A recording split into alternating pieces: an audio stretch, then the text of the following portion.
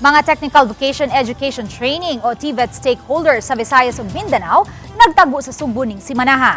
Uban nila ang kadagkuan sa Technical Education and Skills Development Authority kon TESDA. Ilang gituki ang kabag-uhan sa mga training nga ihatag sa ilang mga scholars sa pag-integrate sa bag-ong teknolihiya ug artificial intelligence kon AI.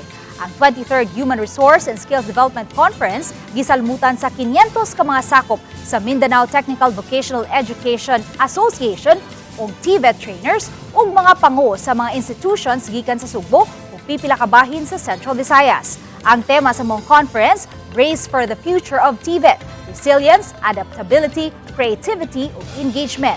Atol sa mong conference, gipakita ang mga invention ug mga output sa mga eskwelahan na nagtanyag og TVET. Matod ni TESDA Director General Jose Francisco Kiko Benitez, nga dili kapugngan ang pagsud sa AI sa mga trabaho, di lang dinhi sa nasod apan sa tibuok kalibutan. Hinungdan nga iandam na usab ang mga trainings nga AI integrated na. So what we need to make sure to do as training or human resource development agencies, right, or institutions, is to make sure that our workforce is ready and capable to withstand that shift. Ito tawag nila resilience and adaptability.